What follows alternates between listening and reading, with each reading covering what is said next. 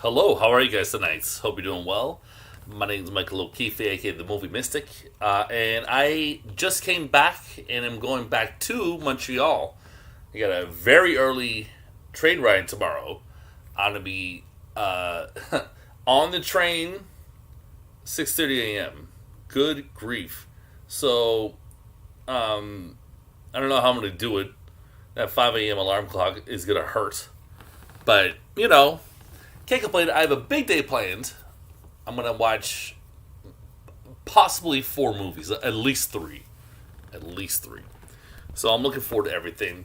And getting there early gives me the opportunity to see that first movie at noon, right, 12:30. Anyways, I've already seen a bunch of movies played at the festival, but I am also covering at the same time the New York Asian Film Festival. So I saw some movies through, the movies they gave me, some of them. And so there's a combination of movies that played at both festivals, at both Fantasia and the New York Asian Film Festival. And I have them ranked. So this movie, I believe, plays tomorrow if you're in the Montreal area. This is good for you to know. Let's see. Okay, so it plays on Friday. And I'm just going to leave it on the poster. And now I'm going to read my review. I'm going to rank them. This is my number 5 movie. So the movie Stellar: A Magical Ride is a gangster road trip comedy flick that had its ups as well as its downs. I basically think it's a decent movie that doesn't make me feel too negative or too positive about the experience. The gangster himself is deconstructed in a way that I didn't feel was necessary. Late into the movie, we learned why he is the way he is in an unnecessary flashback, giving too much exposition and violating the cinematic rule of show me, don't tell me.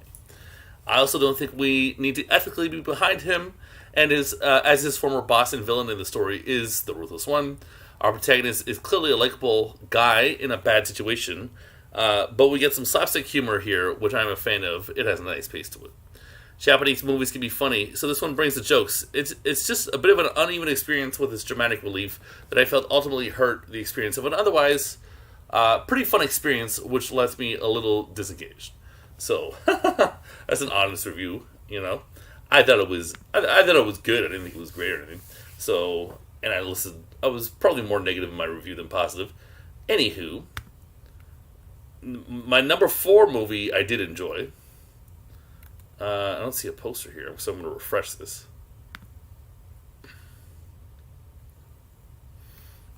Yeah, this is funny stuff. Come on. We need a poster. So I'm going to go to the New York Asian Film Festival site, and we're going to get a poster. What is this one? Here we go. Legendary in Action. So yeah, I've seen 20 movies at Fantasia so far. And I'm going to be there, I'm going to leave on Saturday at,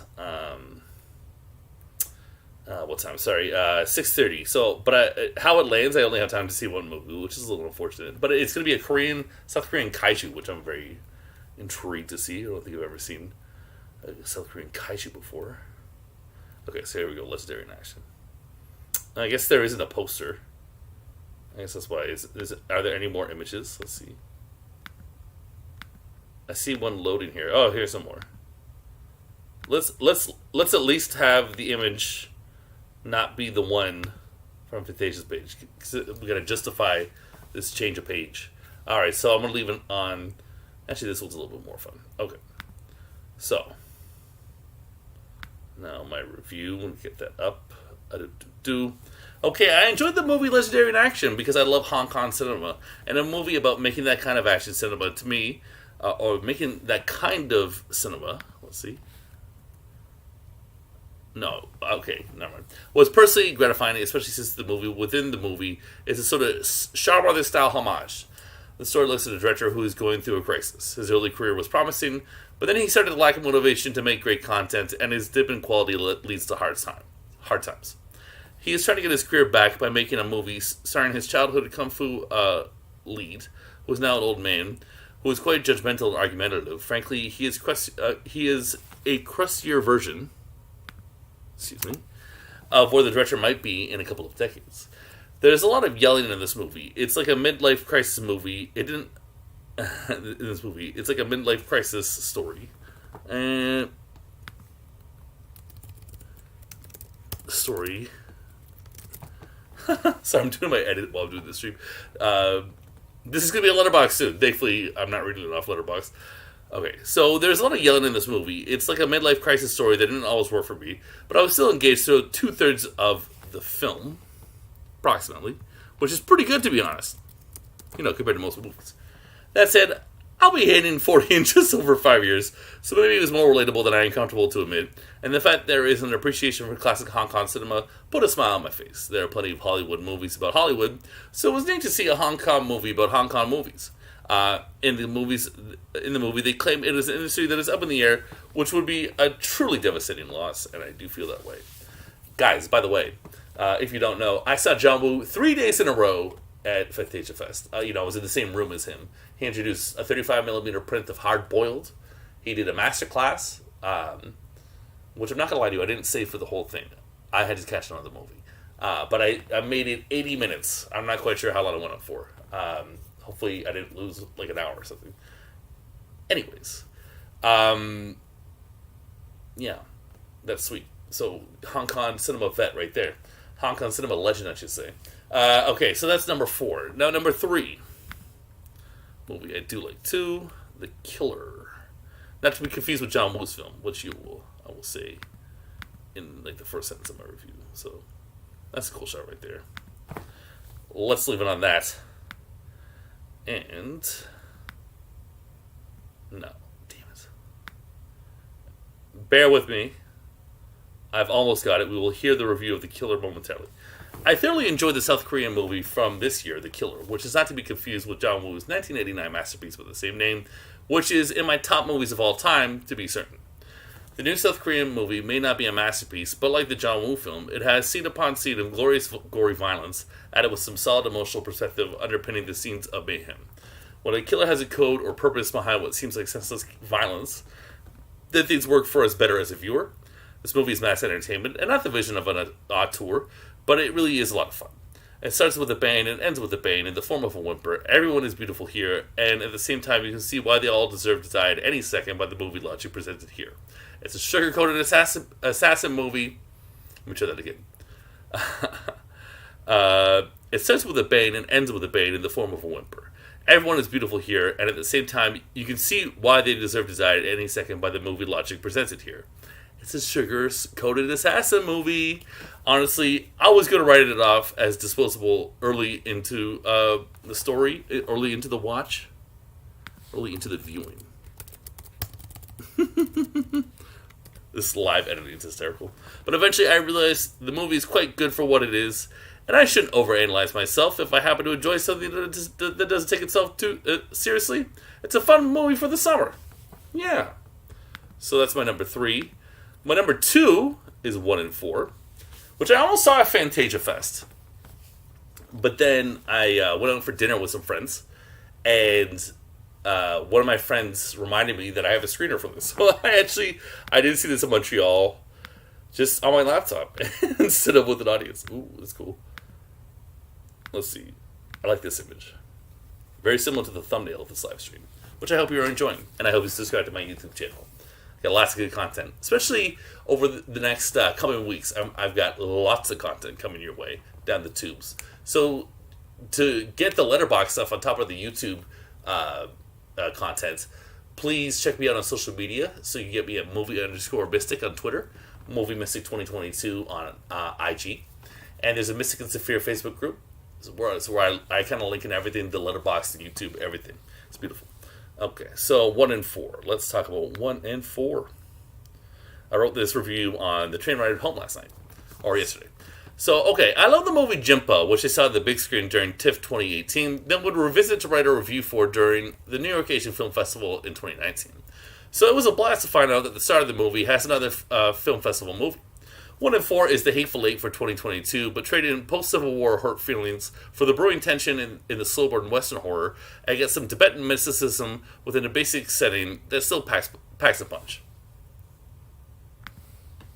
So No Tarantino movie, nor is it as good as Jimpa. The slow burn element of it works, though. While the first half was sort of dull by itself, it cohesively serves the plot for the gut punches we get in the showdown at the end. In the end, I like movies from Tibet because they lack polish. They show authentic people in a less developed part of the world that looks like it is in some way a lifestyle from the pre-industrial age around 200 years ago. Excuse me, 400 years. Whoa, it's going back. That's going way back. The movie is a fancy hat trick on a small budget, but that works because it's the setting and real locals that make things pop. When a donkey opens the door to see the bloodshed, it gives a perplexed look that is totally unforgettable. I don't adore this movie, but I might have if I hadn't been spoiled by seeing Jinpa first. But the actor returns in a totally worthy Tibetan movie that you need to see, especially if you missed out on Jupa, which plenty of people did. And those are big facts. Okay, we got one more review. That was my number 2. And my number 1, Shin Ultraman. Surprise, surprise, surprise.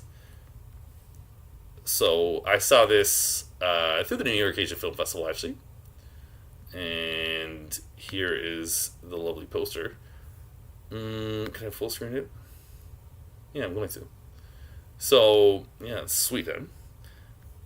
We'll get to that review right about now. I did not see Shin Godzilla, nor have I seen any TV show or film related to Ultraman, but Shin Ultraman looked pretty hype, and it was a fun ride, which will likely satisfy the kaiju people in the audience.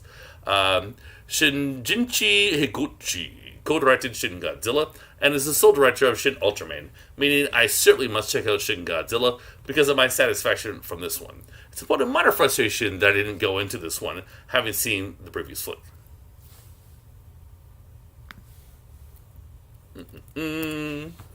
Anywho, I don't actually write that. Anyways, Ultraman is a hybrid alien and human who magically appears when a kaiju threatens Japan, then flies back up. Then, upon defeating him,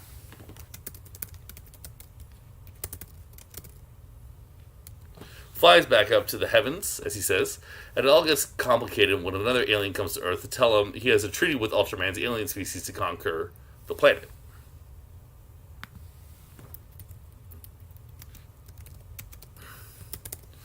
In that War of the Worlds logic, the human being within Ultraman gets the best of him, and while Earthlings are primitive, they need his protection. So he listens to the human being within him, ignoring his original alien self. In that sense, the story reminds me of a story. In that sense, this movie... the edits? In that sense, this movie reminds me of a story from ancient Mesopotamia called Epic of Gilgamesh, which tells the story of a creature who is part celestial and part human.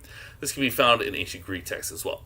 Yeah, I get it. This is a kaiju movie, but the movie parts are intelligent enough for me to be happy, and I know they aren't too particularly baffling or weird to alienate the weirdos who love kaiju movies the way I do. And, I know there are bigger kaiju fans out there than me, but I am a fan, so, don't front. So anyways, speaking of that, I would love to show you guys, before I end this stream, the kaiju movie I'm going to see before I blast off on Saturday. Just for fun. 1 second.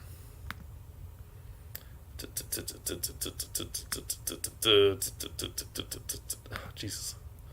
Here we go. Because there's also a short plane, which looks quite cool. Look at this. Come on. Come on. North American premiere. Space Monster Wangamagui. And that is beautiful. And there's a short. Mighty Robo 5. This looks cool, huh? And this is a new movie. Anyways, that's a side note. That does it for this stream. I hope you enjoyed learning about the New York Asian Film Festival and Fantasia, some movies that overlap in both these very cool festivals, experiences, movie showcases, what have you. If you're in Fantasia right now, maybe I'll see you tomorrow. Come say hello. I'm the movie mystic. Maybe you'll recognize my voice. But be well, guys, and that's about all. What else is there to say? I got more interviews coming down the pipes. I'm gonna be doing another live stream, I believe on Sunday if I can, and I just kind of encourage you to be good to one another. Don't be movie bullies. It's all good. We all have our interests. Just be pals with each other. Tone it down a little bit. But follow me on Instagram, Movie Mystic 2022. That's really the best one. But I'm there on Twitter too, movie_mystic. The Facebook group is Mystic and Severe. Subscribe to the channel, and yeah, you can read the reviews too on Letterboxd Movie Mystics over there.